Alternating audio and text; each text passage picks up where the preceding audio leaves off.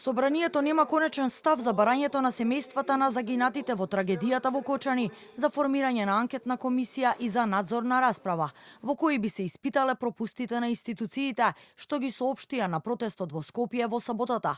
Прашан за постапката и дали наместо партиите, евентуално тој би иницирал формирање на анкетна и надзорна комисија за Кочани. Собранискиот спикер Африм Гаши во кратка изјава за Канал 5 посочи дека парламентот е колективен орган и тој не одлучува сам за постапките, а сите иницијативи, вели, се разгледуваат кога се процесуирани согласно деловникот. Прашан дали пратеничката група на ВМРО-ДПМН ќе го поддржи барањето на роднините, премиерот Христијан Мицкоски одговори дека за тоа треба да одлучат пратениците. Владата ќе продолжи да им помага на семејствата на жртвите во Кочанската дискотека. Ги слушнав двете барања.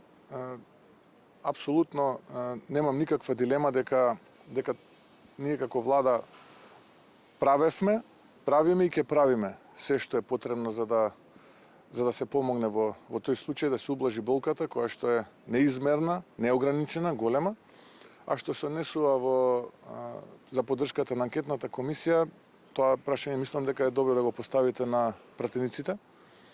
Мислам дека ваков тип на соочување со јавноста многу скоро ќе биде кога ќе почне процесот во суд, така што таму ќе можат сите и граѓаните, и јавноста, и вие медиумите да следите што се случувало.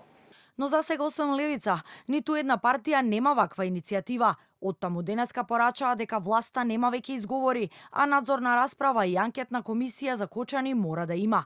Останатите партии без конечен став од пратеничката група на ВМРО-ДПМН го повторија истиот став од пред 2 дена, дека не расправале во рамките на партијата за ваква иницијатива, но се залагаат за правда и очекуваат одговорноста да се утврди во судскиот процес. Од СДСМ пак велат дека би поддржале надзорна расправа и посебна анкетна комисија за Кочани, но прво за ова прашање ќе се координираат, пошто ќе излезат со став.